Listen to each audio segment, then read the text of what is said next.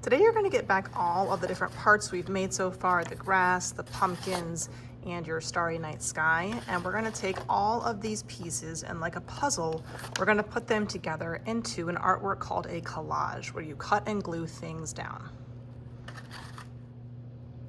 To start today, we're going to cut out our pumpkins with just a regular pair of scissors.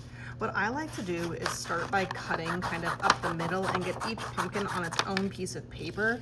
That way it's a little bit easier to hold on to. When I start to cut, I don't want to leave a white border around the pumpkin. I want my scissors to pretty much be cutting on the black pastel. I don't want to cut the outline all the way off, but I want to cut a little bit on the black so I don't see a lot of white around the edges when I cut it out. Once you're done getting the entire thing cut out, sometimes I go back, and if you see a lot of white on an edge, you can just take your scissors and just kind of give it a little hair cut or a little trim just to kind of get rid of that little white edge so we see mostly just the black. You're going to cut out both pumpkins. Once you're done cutting out both pumpkins, I would just take any scrap paper you have and kind of just make a pile at your table with your classmates, and you guys can throw away those scrap papers together. I'm just about ready to assemble my collage, but I don't want my ground to be this perfect rectangle. I kind of want to give it a more natural edge. So for that, I'm going to use some of these kind of fun scissors that have different types of lines that they cut. I'm going to take this pair of scissors and I'm going to start at the short side. I don't want to cut in the middle. I'm going to cut pretty close to the top. I'm just going to give it kind of a little bit of a wavier cut just to make the top part not quite so perfect. So now it looks a little bit more natural. Again, I'm not cutting off a lot. I just cut off kind of a skinny little strip. That way I can have a more natural looking edge. Now I'm ready to start to assemble my collage. For this, we're going to use a glue sponge. It just makes it a little bit easier and things stick a little bit better. When you use the glue sponge, you do not touch the glue sponge. The only thing that touches your glue sponge is the paper that you're putting glue onto. So I'm going to start by gluing down my foreground or my grass. This is obviously too big, so I start with just kind of one side in, and I give it a few pushes to make sure that the glue is coming from the sponge onto my paper. You and your neighbors just got to take turns, but you can see there's a nice thin layer of glue on the back. I'll put it so that the middle section is in there. I'm pushing down kind of hard because I want to make sure I get a lot of glue on there, and then I move it to my last section to get glue on all of the areas. Make sure you push on the corners. If you get some glue on yourself, the best thing to do is just to rub it kind of into your hand, and as you do that, you create friction and the glue starts to dry, and then you can just brush it away.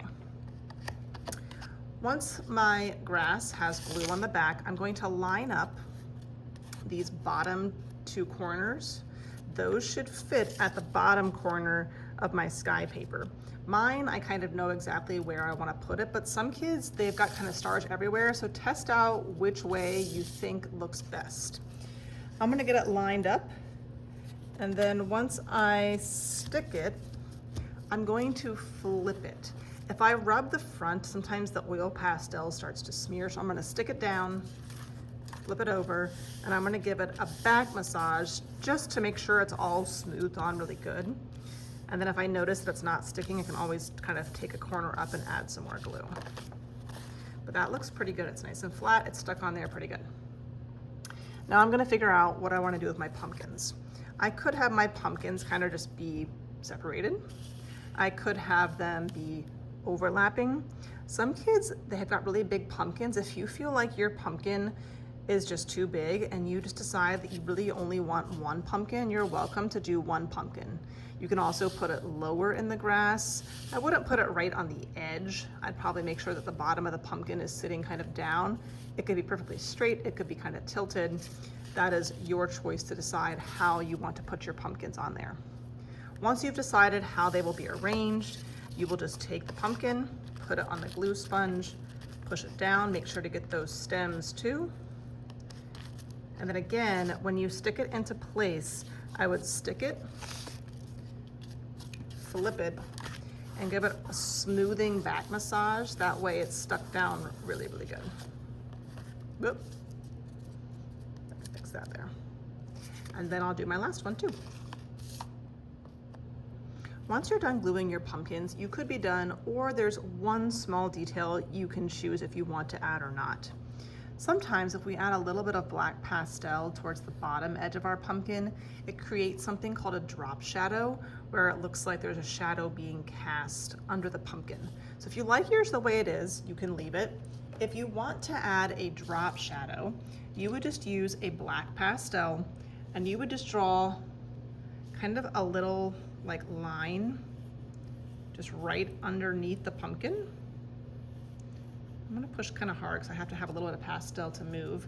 And I would do a little line just kind of under this one, not like all the way up, but just kind of about the bottom side. And then I can just take my finger and just kind of sort of smudge it a little bit so it looks a little bit like a softer shadow. Again, some kids like that look, some kids don't. So you'll have to decide if that's something that you want on your paper or not. When you're all finished, you will turn this into me.